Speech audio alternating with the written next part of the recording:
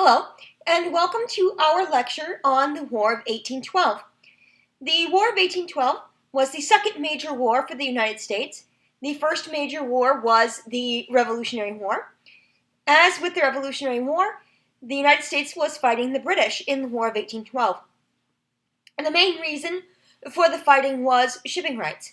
The British were currently fighting the French, and they did not want American ships headed to France to give the French any kind of aid or supplies. So they would stop the American ships, possibly sink them, and if they found any sailors that they liked, they would take the American sailors and put them into the British Navy without asking or without any questions.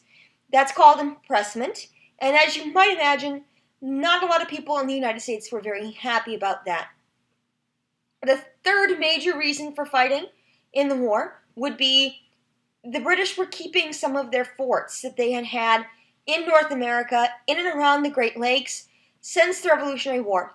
And that was American property, and they felt very much that it was time for the British to finally give up that land and leave. So those are your three main issues. Two presidents tried to deal with it, President Jefferson and President Madison. Jefferson's strategy was what he called peaceable coercion, which basically means try to solve the problem without war, try to solve the problem peacefully, and try to get the British to see the American point of view as peacefully as possible. It did work to a certain extent, but it did not work entirely. His idea of peaceable coercion was simply a boycott of most British goods, which does hurt the British at the end of the day, but not enough to fully convince them to see the American side of things. So ultimately, it didn't work. When President Madison became president, he tried similar things, and when he realized that it was not going to work, that's when the declaration of war had to come. See your document packet for more on that, if need be. Interestingly, the war lasted for roughly 3 years, from 1812 to 1815. One of the heroes that came out of that war was Andrew Jackson.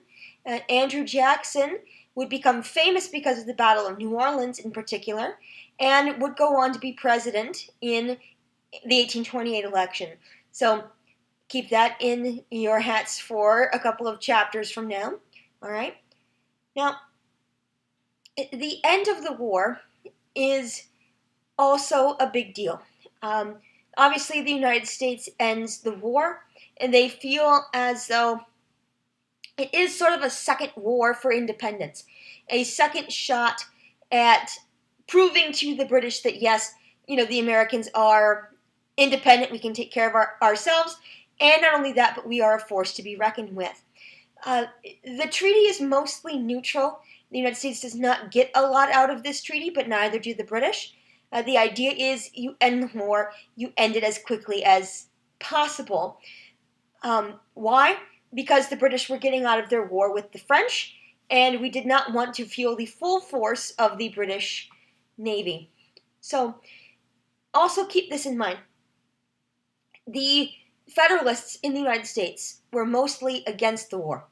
They feared the consequences for trade. They feared the consequences for the cities that were on the seaboard, because that's where the British would most likely invade first. The Jeffersonian Republicans, the other political party, I guess you could say at the time, was very much for the war.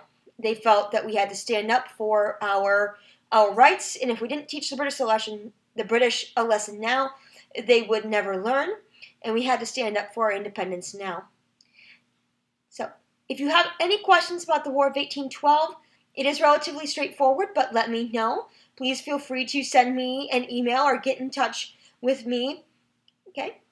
Other than that, thank you.